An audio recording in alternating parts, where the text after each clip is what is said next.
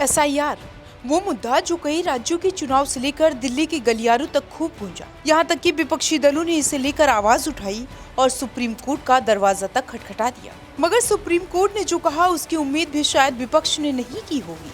Supreme court ने साफ कर दिया कि एसआईआर की प्रक्रिया में कोई खामी नहीं है और ये प्रक्रिया पूरी तरीके से संवैधानिक है।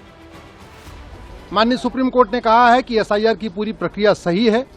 एसआईआर कराना ये इलेक्शन कमीशन का काम है और एसआईआर जो इलेक्शन कमीशन ने कराया है वो बिल्कुल ठीक कराया है।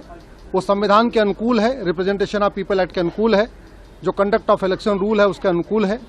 जो एसआईआर के बारे में बहुत सारे अपवाद बताए गए थे, एसआईआर की बहुत सारी कमियां बताई गई थी, माननीय सुप्रीम कोर्ट ने उन कमियों को स्वीकार नहीं किया है और कहा है कि बिल्कुल इलेक्शन कमीशन ने फ्री एंड फेयर तरीके से पूरा एसआईआर किया है। मतलब विपक्ष के एजेंडे की हवा पूरी तरीके से निकल गई, जिसके बाद तमाम बीजेपी नेताओं ने एक एक कर विपक्ष को आड़े हाथों लेना शुरू कर दिया। इसको संविधान सम्मत माना है और चुनाव आयोग के अधिकार के अंतर्गत माना है और निष्पक्ष और पारदर्शी चुनाव की प्रक्रिया के लिए आवश्यक माना है।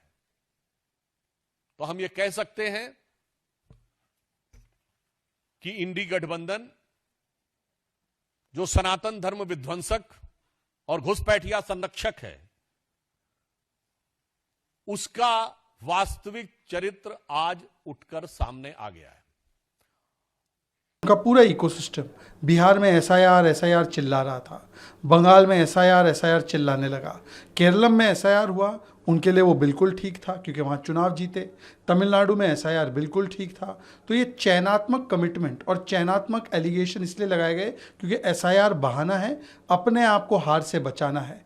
आज जिस प्रकार से कांग्रेस का पूरा इकोसिस्टम, जब वो खुद एसआईआर करते थे तब उसको ठीक मानते थे, चमत्कार मानते थे, आज एसआईआर होती है तो उसको गुनहगार मानते हैं। ये दोहरा रवैया जो है वो पूर्ण तरीके से ध्वस्त हुआ है।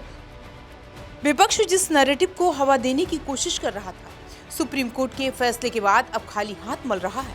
शायद इसीलिए जब कांग्रेस नेताओं के पास कुछ कहने के लिए नहीं बचा तो वो ये कहते हुए नजर आए कि प्रक्रिया में कोई कमी नहीं, पर जैसे इसका इस्तेमाल हो रहा है वो गलत है।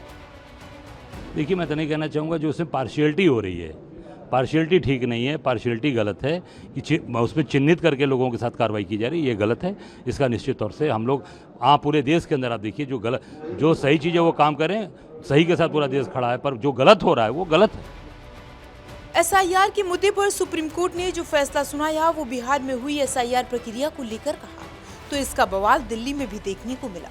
मगर दिल्ली का संदेश जब पश्चिम बंगाल तक पहुंचा तो फिर टीएमसी नेता कहते हुए नजर आए कि बिहार वाला मामला और बंगाल वाला मामला दोनों अलग अलग है, इसीलिए एसआईआर को लेकर उनकी राह भी अलग है। हमारा बंगाल का केस में कंप्लीटली डिफरेंट है। बंगाल का केस में लॉजिकल डिस्क्रिपेंसी के बारे में बोला है, तो लॉजिकल डिस्क्रिपेंसी वो तो चैलेंज नहीं हुआ था बिहार का मैटर में। लॉजिकल डिस्क्रिपेंसी ओनली बंगाल में किया है, इसलिए बंगाल का केस कंप्लीटली डिफरेंट है, कंप्लीटली डिफरेंट है। सहमत नहीं हूं, लेकिन सुप्रीम कोर्ट जो बोलता है वही लॉ है।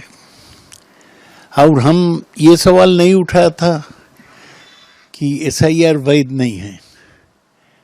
हमारा कहना था कि एसआईआर को इस्तेमाल ठीक से नहीं किया गया।